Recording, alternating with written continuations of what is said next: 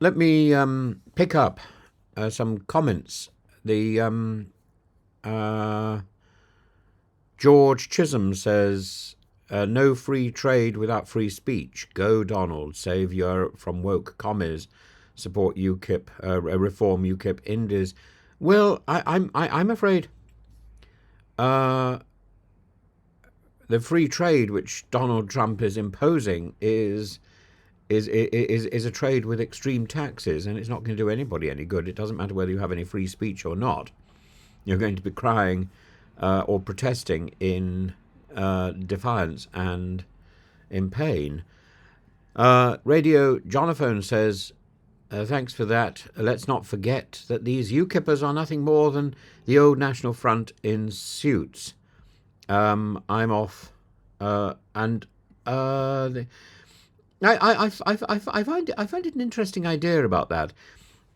And I don't think one should ever stop telling the story about Martin Heal, who served as the chairman of UKIP South Thanet branch during Nigel Farage's 2015 parliamentary campaign there. And in the 1970s, Heal was a member of the National Front. That's a far-right political organisation in the UK. Heal may have expressed regret over his past affiliation, saying, I obviously regret what I did. Well, yeah, no, there's many things that one might regret. But prior to joining UKIP, and prior to 2 decades as a Conservative Party activist, Heal was a member of National Front. Sue Brown is another. In 2013, she withdrew from a local election campaign after it emerged that she'd been an activist for the BNP. She joined UKIP 3 weeks prior to her candidacy announcement, and her past involvement with BNP included speaking at a far-right meeting in 2010, so within recent memory, footage of which was available on YouTube. Raymond Saint, also BNP, in 2024. Reform UK dropped Raymond Saint, a general election candidate for Basingstoke, after revelations of his membership for BNP. It was confirmed through a leaked 2009 membership list, and Reform UK stated that Saint had failed to disclose this information during their candidate vetting process, leading to his dismissal. Noel Matthews served as Reform UK's national organiser, had previously defended Tommy Robinson, the founder of the EDL, in 2019. He described Robinson as persecuted for drawing attention to grooming gangs. And Matthews has questioned the concept of Islamophobia, suggesting scepticism about its validity. Andrew Parker, another one. 2024 undercover reporters filmed Andrew Parker, a campaigner for Reform UK in Clacton, making offensive remarks. And Parker suggested using illegal migrants for army target practice and turning mosques into pubs. He also made racial slurs against Prime Minister Rishi Sunak. And these comments, so it is not just the association with the BNP, the EDL, the National Front, but the sort of rhetoric that goes with that. George Jones, a veteran of UKIP and Brexit and the Brexit Party, was recorded likening gay people to paedophiles and calling them degenerates. And at the time, Jones was running events for Nigel Farage's campaign in Clacton. His remarks were part of the same undercover investigation that exposed Andrew Parker's comments. These are instances that highlight the challenges both UKIP and Reform have faced about the affiliations and the attitudes of the individuals attracted to those parties. Now, the problem isn't so much that the parties are run by people who are fundamentally racist. The problem is that it seems those people are tolerated unless they are outed for past misdeeds or there's a slip of the tongue in public. But that's not the way you run a political party that is looking for election to government. It's this sleight of hand, and let's hide the indiscretions, and actually we need to reveal these. I I thought that UKIP was an interesting party because it exposed some of the problems that were evident in Europe. I'd lived in Europe for many years, and I was horrified by the way that the Northern Europeans treated the Southern Europeans, particularly countries like Italy, Spain, and Greece.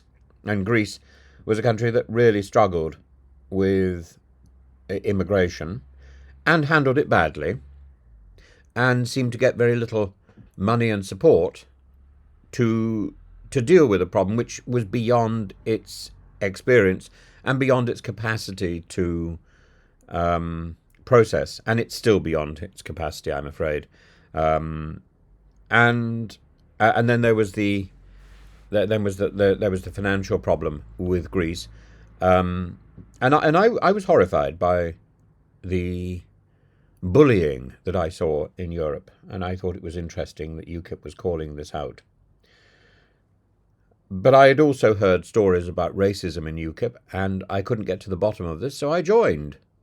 And I thought, let's find out. Let's find out if it's just a party which is exposing problems in Europe, and if that leads to an improvement in Europe, great. If it's a party which is genuinely racist, I'll call it out. Now, it proved to be a party that nurtured and protected racists. And Farage himself directly protected people who were making racist jokes, ugly jokes, and specifically a joke against Humza Yousaf.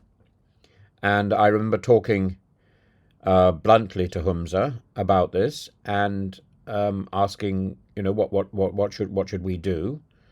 And he suggested that we should go big. And the next day, I found myself on the front page of the Daily Mail and on the BBC, having a spat with Farage directly, and that was an odd experience.